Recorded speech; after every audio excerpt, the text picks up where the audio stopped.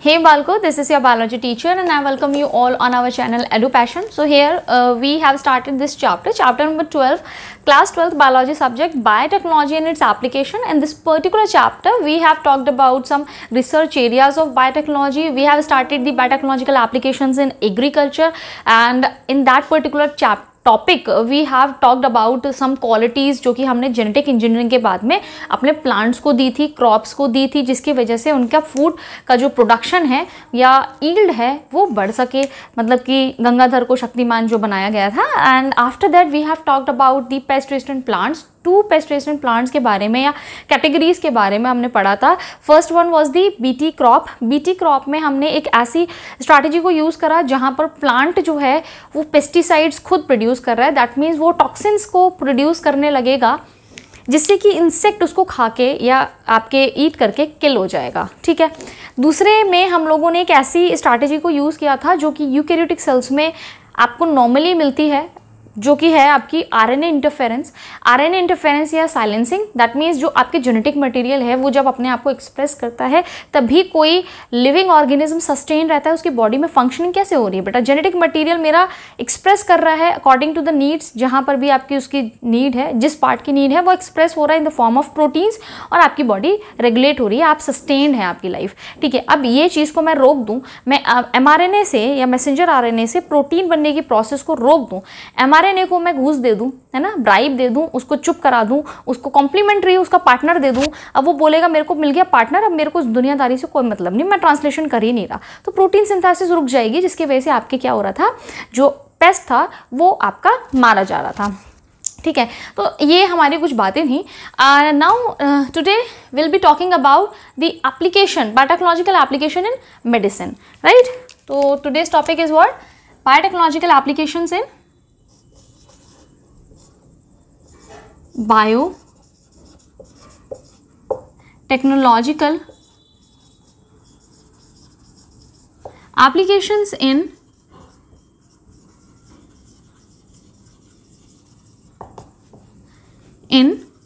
medicine.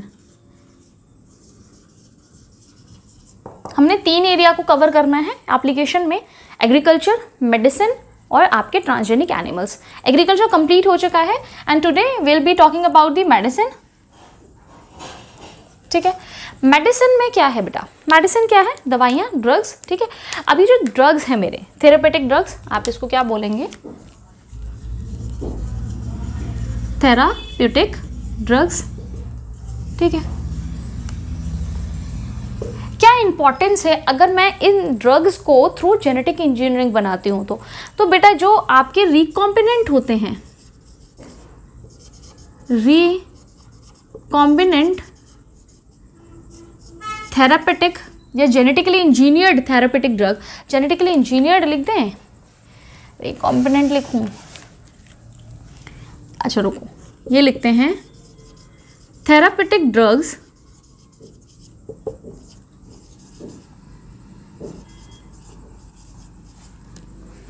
synthesized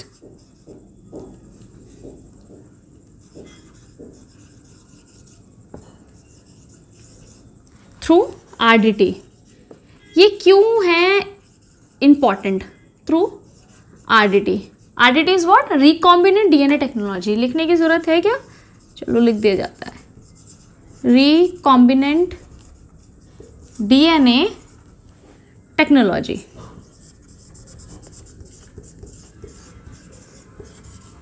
ठीक है. ये जो मेरा ड्रग है बेटा, थेरापेटिक ड्रग्स हैं जो कि मैं आरडीटी करने के बाद में, जेनेटिक इंजीनियरिंग करने के बाद में सिंथेसाइज कर रही हूँ. उनके क्या सिग्निफिकेंट रोल है, क्यों ये मेरे लिए क्या है, अच्छा है? सबसे पहली बात देखो, मैं प्रोडक्शन बहुत ज़्यादा कर सकती हूँ इसका. तो क्या है आपका, मास प्रोडक्शन बना सकती हूँ. ऐसे में सिंथेसाइज करूँगी तो प्रोडक्शन इतना नहीं होगा जितना इसका आपका होगा प्रोडक्शन, मास प्रोडक्शन. ठीक है. और सबसे इम्पॉर्टेंट चीज़ बेटा, सबसे इम्पॉर्टेंट चीज़ यहाँ पर मैं क्या करूँगी, एक ऐसा ड्रग बनाऊँगी which will not induce immune response. जो कि इम्यून रिस्पॉन्स को नहीं इंड्यूस करेगा, स्टार्ट नहीं करेगा। आपकी बॉडी में जाने के बाद इम्यून रिस्पॉन्स, जो कि नॉर्मली अगर नॉन ह्यूमन रिसोर्सेज से बनाए हुए रिकॉम्बिनेंट थेरेपेटिक ड्रग्स होते हैं, वो आपकी इम्यून रिस्पॉन्सेज दे देते हैं। ये क्या है, इसका सिग्निफिकेंस है। किसका सिग्निफिकेंस है बेटा? सिग्निफिकेंस है। किसका सिग्निफिकेंस है? ये आपके थेरेपेटिक ड्रग्स का, जो कि जेनेटिक इंजीनियरिंग से मिल रही है। आप नॉर्मली अगर किसी ऐसे ऑर्गेनिज्म से थेरेपेटिक ड्रग निकालते हैं, therapeutic drugs isolated from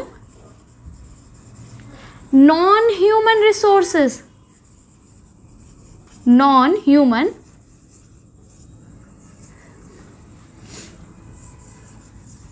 resources, अगर ये ऐसा थेरेपेटिक ड्रग है जो नॉन ह्यूमन रिसोर्सेज से लिया गया है, ह्यूमंस के लिए बनाया गया है, तो ये क्या करेगा बेटा? इट विल इनिशिएट या इंड्यूस इम्यून रिस्पॉन्स। आपकी बॉडी में जाके इम्यून रिस्पॉन्स देगा। ये इम्यून रिस्पॉन्स क्या होगा? Against foreign protein, against foreign protein या फॉरेन पार्टिकल जो भी आप डालेंगे, उसके अगेंस्ट आपको इम्यून रिस्पॉन्स मिलने लगेगा। ठीक है। दूसरी चीज़ क्या होगी बेटा? एलर्जी। यही इसमें आपकी एलर्जी भी क्रिएट होगी। ठीक है। तो ये मैं क्या करूँगी, मैं क्यों ऐसा करूँ कि मैं इसको यूज़ करूँ? मैं क्यों करूँ? जब मुझे ये एलर्जी दे रहा है तो मैं क्यों यूज़ करूँ? तो आपका क्या है, जो थेरेपेटिक्स ड्रग्स हैं जो आपके थ्रू जेनेटिक इंजीनियरिंग बनाए जाते हैं, उनका मेरे को सिग्निफिकेंट रोल पसंद आ रहा है। सेफ है और इफेक्टिव है, ये भूल गई मैं लिखना। ओहो, ठीक है। और है आपका सेफ होता है एंड इफेक्टिव या more effective, safe and more effective than this one. ठीक है। दिस वन थेरेपेटिक ड्रग जो नॉन ह्यूमन रिसोर्सेज बनाया जा रहा है, उससे ज़्यादा इफेक्टिव होगा ये। ठीक है। तो ये चीज़ों की वजह से आपका क्या है, जो थेरेपेटिक ड्रग्स हैं या जेनेटिक इंजीनियरिंग को इंट्रोड्यूस किया गया है बेटा आपका इस फील्ड में, मेडिसिन में या थेरेपेटिक ड्रग्स में, या मेडिसिन आप बोलेंगे क्योंकि हम अभी डायग्नोसिस के बारे में बात करेंगे। तो ये बात यहाँ तक समझ में आई आपको? ठीक है। उसके साथ साथ में एक चीज़ और आपको देखनी है कि टोटल आपको अभी तक 30 रिकॉम्बिनेंट थेरेपेटिक ड्रग्स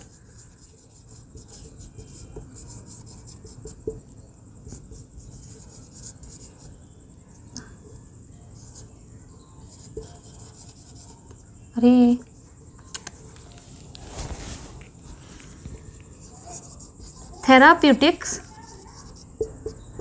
ड्रग्स आपके क्या है, अप्रूव्ड किए गए हैं, अप्रूव्ड हैं ओवर द वर्ल्ड।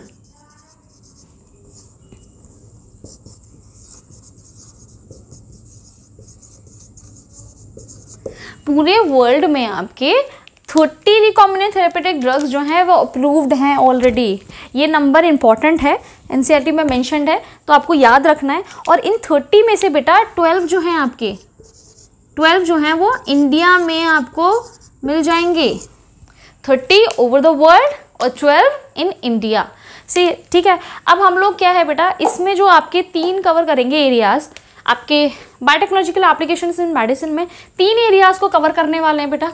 क्या क्या एरिया है वो यहाँ लिख देते हैं। हम बात करेंगे बेटा जेनेटिकली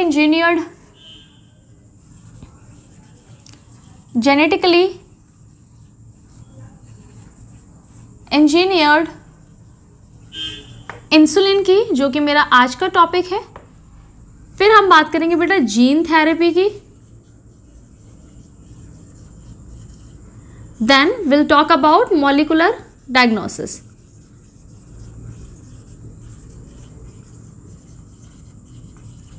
ओके। ये 3 टॉपिक्स को हमने कवर करना है बायोटेक्नोलॉजिकल एप्लीकेशंस इन मेडिसिन में। Now let me rub this and will start this part, genetically engineered insulin. Okay, so let me rub this. Now बच्चों let's start genetically engineered insulin. ठीक है।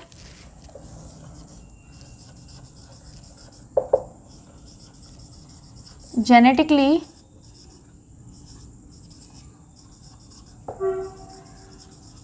Engineered insulin. अब देखो insulin के बारे में बेटा आप लोगों ने पढ़ा है, ठीक है। Insulin is a hormone secreted by pancreas, ये आप 11th में भी पढ़ के आए हैं, ठीक है। क्या होता है बेटा, पेंक्रियाज है आपकी बॉडी में, है पेंक्रियाज सबकी बॉडी में। पेंक्रियाज एक एंडोक्राइन और एक्सोक्राइन दोनों ही ग्लैंड की तरह वर्क करता है। जब वो एंडोक्राइन की तरह वर्क कर रहा है तो वो हार्मोन सिक्रीट कर रहा है, जब वो एक्सोक्राइन की तरह कर रहा है तो वो पेंक्रियाटिक जूसेस कर रहा है, जो डाइजेशन में हम 10th में भी पढ़ के आए हैं, उसको साइड में रखेंगे हम, ठीक है। तो पेंक्रियाज जब बेटा as a exocrine gland work करता है तो वो एक तरीके का हार्मोन प्रोड्यूस करता है। क्या करता है बेटा, हार्मोन को प्रोड्यूस करता है, one type of hormone which is insulin, जिसका नाम है insulin. It is what a hormone, ये क्या है बेटा, हार्मोन है। दैट मीन्स कि ये रिलीज होगा कहाँ, प्रोड्यूस होने के बाद में रिलीज होगा ब्लड में। अब पेंक्रियाज का कौन सा पार्ट आपका करता है बेटा, beta cells. 4 types of cells होती हैं आपके एक्सोक्राइन में, एंडोक्राइन में सॉरी। 4 टाइप्स कौन सी थी बेटा, alpha cells, beta cells, D cells, delta cells और एफ सेल्स। ये 4 तरीके की सेल्स आपको मिलती हैं और ये 4 तरीके के हॉर्मोन्स को सिक्रीट करती हैं, जिसमें से आपकी बीटा सेल्स जो थी ऑफ आइलेट्स ऑफ लैंगरहैंस भी कहा गया है इनको, है ना, उस पार्ट को जो एक्सोक्राइन पार्ट था।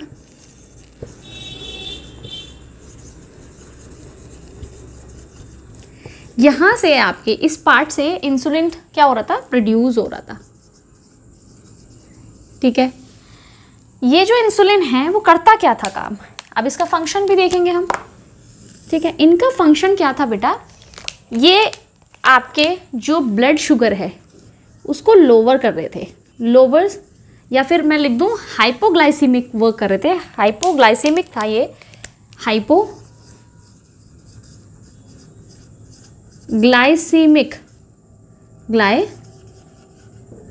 हार्मोन की तरह ये काम कर रहा था। इसका मतलब इस तरीके के जो हैं, hypo word is for the lowering of something, ठीक है, समथिंग ग्लाइसेमिक है, दैट मीन्स ग्लूकोज, तो it louvers the blood sugar. Blood में जो आपकी बेटा शुगर थी उसको ये रिड्यूस कर रहे थे। किस तरह से लोअर कर रहे थे, उस लेवल को, उस कंसंट्रेशन को कम कर रहे थे, by depositing it in the cells. अगर आपको याद हो तो ये मसल्स में, एडिपोज टिश्यूज में और लिवर में आपका काम कर रहे थे, है ना, और आपके GLUT4, GLUT2, GLUT1 ये सब इन्वॉल्व थे, आपके ट्रांसपोर्टर्स हैं ग्लूकोज के, ये काम कर रहे थे। दूसरा एक और काम कर रहे थे, ये lowers the blood sugar by depositing it in the cells, and दूसरा क्या काम कर रहे थे बेटा, कन्वर्टिंग ग्लूकोज को, क्या कन्वर्ट कर रहे थे, ग्लूकोज इनटू ग्लाइकोजन, ग्लूकोज को ग्लाइकोजन में कन्वर्ट कर रहे थे। ये काम किसका है बेटा, आपके इंसुलिन का, यही काम करवा रहे हैं। ये चीज़ आपकी बेसिकली हो रही है जब इंसुलिन आपकी बॉडी में प्रोड्यूस हो रहा है, ठीक है। आपने खाना खाया, बहुत ज़्यादा शुगर हो गया, बढ़ गया आपके ब्लड में, तो इंसुलिन आएगा और उसको कम कर देगा, आपकी सेल्स में उनको डिपॉजिट कर देगा। तो बेसिकली ये काम है आपका इंसुलिन का, ठीक है। ग्लूकागॉन भी था, आपको याद हो तो, हार्मोन जो कि ब्लड शुगर अगर कम हो गई है तो उसको इंक्रीज करा देता, तो ये प्रोसेस क्या हो जाएगी आपकी, रिवर्स हो जाएगी, ठीक है। वहाँ हमें बात नहीं करनी है, हमें बात करनी है इंसुलिन की अभी। अब अगर ये इंसुलिन काम करना बंद कर जाए, लैक ऑफ इंसुलिन या फिर रिस्पॉन्स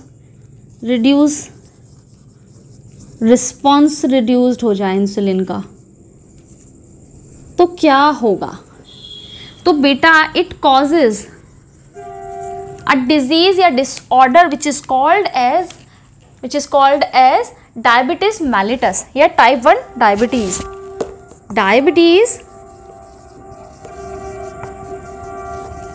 मेलिटस या टाइप 1 डायबिटीज।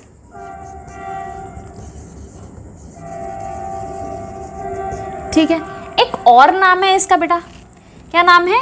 Insulin dependent. यही लिख दूं मैं, डिपेंडेंट लिखें पहले, अच्छा पहले आ जाएगा insulin dependent diabetes mellitus, that means IDDM। ठीक है, ये डायबिटीज हो जाएगी, डायबिटिक पेशेंट्स का आपको पता है ना प्रॉब्लम्स। दैट मीन्स अगर इंसुलिन नहीं हुआ, उसकी प्रेजेंस नहीं हुई या वो सिंथेसाइज नहीं हुआ, उसका रिस्पॉन्स नहीं आया, तो आपके बॉडी में एक तरीके का डिसऑर्डर क्रिएट होगा जिसको बोलते हैं diabetes, diabetes mellitus, type 1 diabetes या IDDM, insulin dependent diabetes mellitus. ठीक है, अब ये चीज़ प्रॉब्लम बहुत ज़्यादा तेज़ी से बढ़ रही है। आप नॉर्मली सुन लेंगे भाई उसको डायबिटीज़ है, उसको डायबिटीज़ है ना, बहुत ज़्यादा। इसका क्या है, क्योर क्या है? क्योर बोले आप, है ना, क्योर तो नहीं बोलेंगे आप इसको क्या करने के लिए, ओवरकम करने के लिए इस प्रॉब्लम को हम क्या करेंगे? इंसुलिन देंगे पर्सन को, क्योंकि सपोज़ ये बी सेल्स ही काम नहीं कर रही हैं, अब तो वो सिंथेसाइज तो हो नहीं रहा है आपकी बॉडी के अंदर, तो हम क्या करें? सिंथेसाइज कोई ना करवा देंगे, वो बी सेल उठ चल सिंथेसाइज कर, किसी भी वजह से आपके कुछ हो गया और आपकी इंसुलिन प्रोड्यूस नहीं हो रही बॉडी में, तो क्या करेंगे हम बेटा? बाहर से इंसुलिन देंगे। हम क्या करेंगे? बाहर से इंसुलिन देंगे, inject insulin for this patient. इस पेशेंट को हम इंसुलिन इंजेक्ट करेंगे। इंजेक्ट क्यों करेंगे उसकी बात बताएंगे हम। ठीक है, तो ये क्या करेंगे? हम इंसुलिन इसको बाहर से दे रहे हैं। अब ये बाहर से जो दे रहे हैं वो कहीं तो बनेगी, है ना? कहाँ बनेगी बेटा? जो नॉर्मली बनती है, ये समझ में आया वर्क क्या है इसका? अब जो ये बनती है, इसको मैं रब कर दूं ठीक से, है ना, फिर देखते हैं।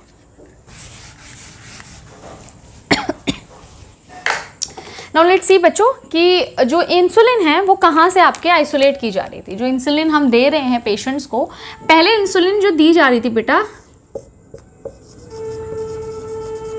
इंसुलिन आइसोलेशन जो था फ्रॉम कुछ कैटल से, है ना, उनको मार के उनका इंसुलिन ले रहे थे हम। स्लॉटर्ड कैटल्स का यूज करके इंसुलिन को ले रहे थे, लाइक काउ। ठीक है, काउ से और आपके पिग। जो काउ से हम इंसुलिन को आइसोलेट कर रहे थे बेटा, उसका भी नाम है बोवाइन इंसुलिन या आपके बीफ इंसुलिन, राइट। फिर पिग से अगर आपके आइसोलेट की जा रही थी तो उसको बोल रहे थे आपके पोर्साइन इंसुलिन या फिर पोक इंसुलिन। ठीक है, ठीक है। अब इस इंसुलिन में और ह्यूमन के इंसुलिन में, अच्छा ह्यूमन के इंसुलिन का भी नाम है बेटा, ह्यूमन इंसुलिन को नॉर्मली ह्यूम्यूलिन कहा जाता है। ठीक है, ह्यूम्यूलिन। अब इस इंसुलिन में जो ह्यूमन आइसोलेटेड है या ह्यूमन से आपके लिया गया है या बन रहा है आपकी बॉडी में, और काउ और पिग वाला जो इंसुलिन है, इनमें क्या डिफरेंसेस हैं? चेन वही है आपकी, जो अभी मैं स्ट्रक्चर बताने वाली हूँ वही हो, लेकिन क्या होता है कुछ पोजीशन से अमाइनो एसिड्स का सीक्वेंस थोड़ा सा चेंज होता है। ठीक है, तो इसकी वजह से जो प्रॉब्लम आई, प्रॉब्लम जो आई इन इंसुलिन में, वो क्या आई बेटा? ये एलर्जी कॉज करने लगे पेशेंट्स में, causes allergy and immune responses या immune responses against foreign protein. Foreign protein होगा ना ये क्या है आपके? फॉरेन है, जानती हूँ मैं, जो जितने भी अमाइनो एसिड्स हैं भाई, 22 को जानते हैं, 21 को, 22nd जो होता है वो आपकी यूकैरियोटिक सेल्स में नहीं मिलता। ये सारे अमाइनो एसिड्स को मैं जानती हूँ, लेकिन मेरी बॉडी का नहीं है भाई। तो मैं क्या, मेरे लिए तो वो क्या होगा, वो प्रोटीन क्या होगा? फॉरेन पार्टिकल होगा, और उस फॉरेन पार्टिकल के अगेंस्ट मेरी बॉडी रिस्पॉन्स देगी भाई। तो क्या होगा, इस प्रॉब्लम को ओवरकम करने के लिए एक ही सॉल्यूशन था। क्या सॉल्यूशन था? क्या सॉल्यूशन होगा बेटा? हम क्या करें, ह्यूमन का जेनेटिक इंजीनियरिंग कर दें, जेनेटिक इंजीनियरिंग। अब जेनेटिक इंजीनियरिंग में करेंगे क्या हम लोग बेटा, अपने ह्यूमन जीन को लेंगे इंसुलिन के,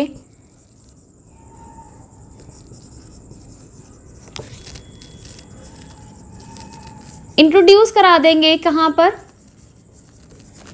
इनटू दी बैक्टीरियल होस्ट, और बैक्टीरियल होस्ट मेरा इंसुलिन बनाना शुरू कर देगा। इंसुलिन मतलब ह्यूमिलिन, समझ रहे हो? मेरे को क्या करना है, इंसुलिन का जीन उठाना है और अपने प्लाज्मिड का यूज़ करके बैक्टीरिया में मैं इंसर्ट कर दूंगी। अब मेरा बैक्टीरिया की लाइफ छोटी सी, मास प्रोडक्शन चाहिए मेरे को, मेरा ही जीन है तो बेटा सेफ भी होगा, इफेक्टिव भी होगा, क्योंकि ह्यूमिलिन है, ये दोनों से नहीं आ रहा है ना, अदर एनिमल सोर्स नहीं है, तो मेरा ही होगा, मेरी जीन एक्सप्रेस होगा, और आपके कम टाइम में आपको बहुत ज़्यादा प्रोडक्शन मिल जाएगा आपके इंसुलिन का। तो ये ज़्यादा बेहतर आपका अप्रोच है इंसुलिन प्रोडक्शन का। लेकिन यहाँ भी एक प्रॉब्लम आई। क्या प्रॉब्लम आई, वो प्रॉब्लम हम समझेंगे इंसुलिन के स्ट्रक्चर से, ठीक है? So let me rub this first. तो बेटा जो इंसुलिन है वो है कैसा, है ना? इंसुलिन का जो स्ट्रक्चर होता है बेटा, प्रोटीन है, it is a protein hormone, है ना, ठीक है? अब ये क्या है आपका, पेप्टाइडिक हार्मोन है, तो प्रोटीन ही होगा, अमाइनो एसिड से मिलके बना होगा। तो ये 51 अमाइनो एसिड से मिलके बना हुआ आपका एक प्रोटीन है, ठीक है? लेकिन उससे पहले बेटा, उससे पहले ये ऐसा नहीं होता है। ये एक्चुअल में देखो कैसा है, एक छोटी सी चेन है, ठीक है, 21 अमाइनो एसिड्स की, एक छोटी सी चेन है अमाइनो एसिड्स की, 21 अमाइनो एसिड की, एक बड़ी सी चेन है थोड़ी, इससे कितनी चेन, 30 अमाइनो एसिड की, अमाइनो एसिड की। दैट मीन्स ये क्या है मेरा, इसका नाम है बी चेन या बी पॉलीपेप्टाइड, ठीक है? आप कुछ भी बोल दें। कितने, 30 अमाइनो एसिड की है। पहली वाली चेन है बेटा ए चेन या ए पॉलीपेप्टाइड, ठीक है? ये दोनों एक दूसरे से अटैच्ड हैं आपके एक बॉन्ड से, डाइसल्फाइड ब्रिज से या बॉन्ड से, ठीक है? ये मेरा स्ट्रक्चर है इंसुलिन का। लेकिन पेंक्रियाज जो है वो इस फॉर्म में इंसुलिन को प्रोड्यूस नहीं कर रहा है। वो क्या कर रहे हैं, वो आपका बेटा प्रोड्यूस कर रहा है इस तरह से। ये चेन है छोटी सी, है ना? पहले हम इसी का स्ट्रक्चर बना लेते हैं इंसुलिन का। इसके साथ साथ में बेटा एक और चेन होती है, C chain. This is what, C chain, right? ये हो गई आपकी डाइसल्फाइड बॉन्ड से अटैच्ड, ओके? अब मुझे क्या करना है, ये मेरी ए चेन हो गई, okay? Now this one was the B chain, और ये जो स्ट्रक्चर है बेटा वो होता है मेरा इनएक्टिवेटेड इंसुलिन है, या आप इसको बोल सकते हैं pro insulin, pro insulin. That means जो इंसुलिन का जीन है, जीन ऑफ इंसुलिन, वो जब एक्सप्रेस होता है बेटा तो वो बनाता है प्रो इंसुलिन। वो क्या बनाता है, प्रो इंसुलिन। अब प्रो हार्मोन्स, प्रो एंजाइम्स आपने सुना होगा, उनको अगर हमें एक्टिवेटेड फॉर्म में लाना है, उनके मैच्योर फॉर्म में लाना है, तो मुझे करना होगा प्रोसेसिंग, ठीक है? मैं क्या करूँगी बेटा, इसको ही करूँगी प्रोसेसिंग, जिसके बाद हमें मिल जाएगा इंसुलिन, ठीक है? प्रोसेसिंग करनी पड़ेगी। चलो ये समझ में आ गया, कोई बात नहीं, कर लेंगे प्रोसेसिंग। प्रोसेसिंग होगी इस प्रो इंसुलिन की, और यहाँ से इसको कट कर दिया जाएगा और ये आपको इंसुलिन मिल जाएगा। लेकिन प्रॉब्लम क्या थी, मैं इसको डालूंगी, फिर मैं प्रो इंसुलिन निकालूंगी, फिर मैं प्रोसेसिंग करूंगी, ये थोड़ा सा ज़्यादा कॉम्प्लेक्स प्रोसेस हो जाएगा आपका इंसुलिन बनाने के लिए, ठीक है? ज़्यादा कॉम्प्लेक्स हो जाएगा। अब इस चीज़ को सोचा गया कि भाई क्या किया जाए, इंसुलिन को कैसे बनाया जाए। तो आपकी एक अमेरिकन कंपनी ने जुगाड़ निकाला उस अमेरिकन कंपनी का नाम था, क्या नाम था, इसको मैं रब कर देती हूँ अभी। उस अमेरिकन कंपनी का नाम था बेटा एली लिली। ये अमेरिकन कंपनी है एक,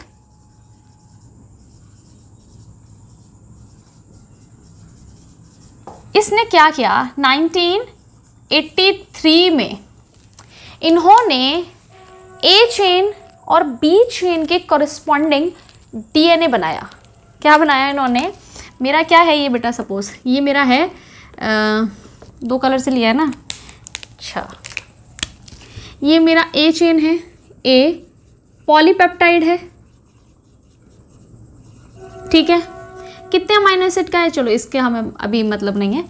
दूसरा मेरे पास क्या है बेटा, बी पॉलीपेप्टाइड है, बी पॉलीपेप्टाइड है, ठीक है। इसके कॉरेस्पॉन्डिंग क्या बनाना है हमें, डीएनए। लेकिन क्या डायरेक्टली आप प्रोटीन से डीएनए बनाएंगे, नहीं बनाएंगे भाई, मैं इसका करूँगी क्या, रिवर्स ट्रांसलेशन। उसके बाद मुझे मिलेगा, मुझे क्या मिलेगा बेटा, एक करती हूँ फिर बाद में, क्योंकि बार बार मुझे पेन मार्कर चेंज करना पड़ रहा है।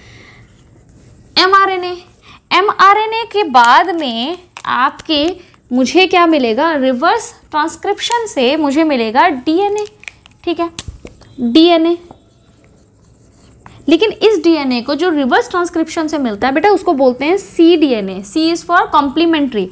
ये क्या है, कॉम्प्लीमेंट्री डीएनए, ठीक है। सी डीएनए का मतलब समझ में आ गया। ये कैसे बना है आपके, रिवर्स ट्रांसक्रिप्शन से, और इसके कॉरेस्पॉन्डिंग है ये, corresponding with A chain. A chain के कॉरेस्पॉन्डिंग हमने बना लिया, ठीक है, हमने नहीं, इस कंपनी ने बनाया। दूसरी तरफ बना लेते हैं mRNA और आपका क्या है, cDNA, ठीक है।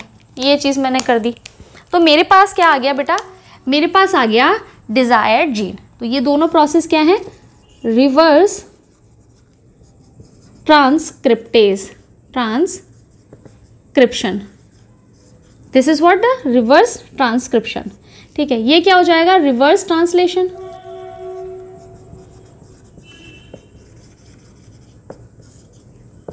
ठीक है। मेरे पास अब आ गया दो डिज़ायर्ड जीन जो कि प्रोड्यूस करेंगे मेरा डिज़ायर्ड प्रोटीन। मेरा डिज़ायर्ड प्रोटीन ये क्या प्रोड्यूस करेगा, ए पॉलीपेप्टाइड। सी डीएनए ये वाला आपका क्या प्रोड्यूस करेगा, बी पॉलीपेप्टाइड। अब इन दोनों को, ये मेरे दोनों क्या हैं बेटा, डिज़ायर्ड जीन्स हैं, दीज आर डिज़ायर्ड जीन्स।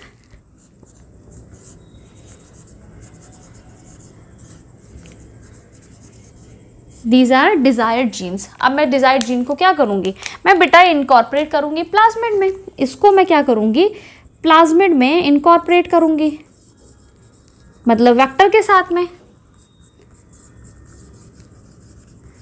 ठीक है। इसके बाद मुझे जो मिलेगा वो मुझे इस तरीके से सपोज मिल गया, मुझे दो वेक्टर मिल गए। यहाँ मेरे को करना है ग्रीन से मेरा डिज़ायर्ड जीन, और यहाँ पे मैं कर देती हूँ रेड से। समझ में आ रहा है, ये क्या आपका है, ये है मेरे दोनों वेक्टर, ठीक है। ये मेरे हो गए रिकॉम्बिनेंट वेक्टर, रिकॉम्बिनेंट वेक्टर्स या प्लाज्मिड्स, ठीक है।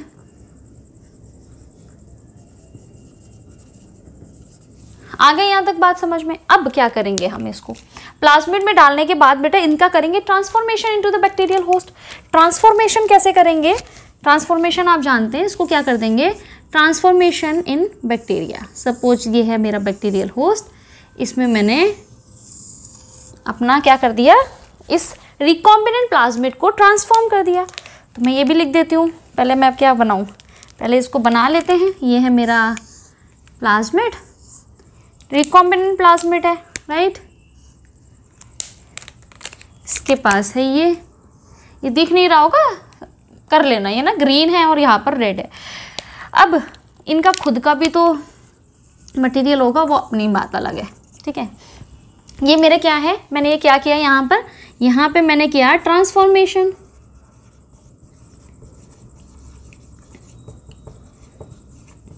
इनटू दी होस्ट सेल जो कि मेरी है ई कोलाई। ठीक है, यहाँ तक बात समझ में आ गई। अब बैक्टीरिया क्या करेगा, मेरा बैक्टीरिया क्या बन गया बेटा, रिकॉम्बिनेंट ट्रांसफॉर्मेंट। क्या बन गया, मैं वो सेलेक्ट वेलेक्ट जो भी है वो प्रोसेस करेंगे हम, रिकॉम्बिनेंट ट्रांसफॉर्मेंट। ठीक है, ये क्या बन गया बेटा, ये भी यही है, रिकॉम्बिनेंट ट्रांसफॉर्मेंट। अब ये जब अपने अंदर मेरा रिकॉम्बिनेंट प्लाज्मिड को कॉपी करेंगे या फिर क्लोनिंग करेंगे तो मेरा जो डिजायर्ड जीन है वो क्लोन हो जाएगा, रेप्लिकेशन प्लाज्मिड के साथ में रेप्लिकेट करेगा। जब ये डिवाइड करेंगे तो मेरा ये आपका इनहेरिट होगा आपकी इनकी आगे वाली जनरेशन्स में। उसके साथ में जब ये एक्सप्रेस होगा तो मेरा जो जीन है, ये जो मैंने CDNA ये मेरा जीन ही था, है ना, वो मेरा एक्सप्रेस होगा। अगर ये एक्सप्रेस होगा, ये वाला एक्सप्रेस होगा तो बेटा ये क्या सिंथेसाइज करेगा, ए पॉलीपेप्टाइड। ये सिंथेसाइज करेगा मेरा ए पॉलीपेप्टाइड,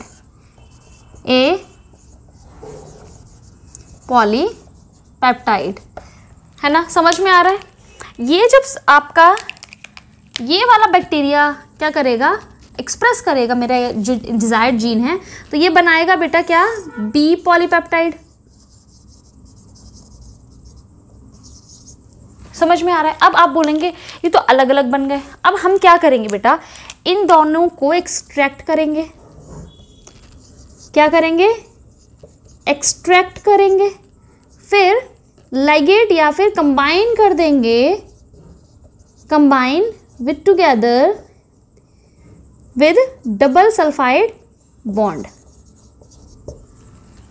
समझ में आ रहा है, बस इतना सा है। ये क्या किया मैंने, समझो इसे थोड़ा सा, आई होप समझ में आ रहा होगा, वर्बली समझो तो यहाँ पर लिखा हुआ समझ में आ जाएगा। क्या किया, Eli Lilly company American company थी, ये प्रॉब्लम आई कि भाई इसको कैसे निकाला जाए, है ना, ये सी चेन को क्या करा जाए, क्योंकि जो जीन था मेरा जो इंसुलिन प्रोड्यूस कर रहा था वो तो प्रो इंसुलिन बना रहा था, प्रो इंसुलिन को प्रोसेस करने के बाद में मुझे इंसुलिन मिल रही थी। अब ये प्रोसेसिंग वगैरह की जो प्रोसेस थी इन विट्रो में थोड़ी कॉम्प्लेक्सिटी ज़्यादा आती, तो कंपनी ने क्या किया कि जो ए चेन थी और बी चेन थी इसके करस्पॉन्डिंग DNA बना लिया। ठीक है, DNA बना लिया, इसके करस्पॉन्डिंग इस चेन के, इन दोनों चेन्स के करस्पॉन्डिंग DNA बना लिया, जिसको आपने CDNA बोला। ठीक है, अब ये जो CDNA बना है, क्यों बोला इसे CDNA, क्योंकि रिवर्स ट्रांसक्रिप्शन के बाद में जो DNA सिंथेसाइज होता है उसको आप कॉम्प्लीमेंट्री DNA बोलेंगे। ये हमारा डिजायर्ड जीन हो गया, इसको मैं प्लाज्मिड में डालूंगी, वही प्रोसेस सेम रिपीट करने जो प्रोसेस हम लोग जेनेटिक इंजीनियरिंग में करते हैं। प्लाज्मिड मेरा रिकॉम्बिनेंट बन जाएगा, उसको मैं बैक्टीरियल में डाल दूंगी, बैक्टीरियल होस्ट में इंट्रोड्यूस कराने के बाद बैक्टीरिया मेरा उस जीन को कोड करके उसकी प्रोटीन सिंथेसाइज करेगा, और वो प्रोटीन है क्या, ये CDNA ए पॉलीपेप्टाइड को सिंथेसाइज करेगा, ये CDNA बी पॉलीपेप्टाइड चेन को आपके सिंथेसाइज करेगा। दोनों चेन मुझे मिल गई, इन दोनों को मैं एक्सट्रैक्ट करूंगी और उसके बाद में कंबाइन कर दूंगी डाइसल्फाइड बॉन्ड के साथ में, तो मुझे क्या मिल जाएगा, आपके ये वाला पोर्शन मिल जाएगा बिना इसके प्रोसेसिंग के।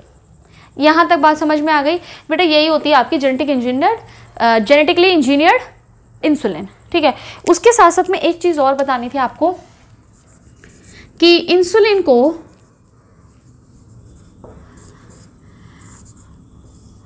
किस तरह लिया जाता है, इंट्रोड्यूस किया जाता है बॉडी में, आपके ओरली या इंट्रावेनसली, या इंजेक्शन जो दिया जाता है बेटा आपको, है ना, वेसल्स में, वो इंजेक्शन के थ्रू या फिर आप ओरली क्यों नहीं लिया जाता, इंजेक्शंस के थ्रू क्यों लिया जाता है। ओरली अगर आप लेंगे बेटा तो ये डाइजेस्ट कर दिया जाएगा, डिग्रेड कर दिया जाएगा, degraded by the proteolytic enzyme. आपकी प्रोटियोलाइटिक एंजाइम है ना भैया आपके पास, प्रोटियोलाइटिक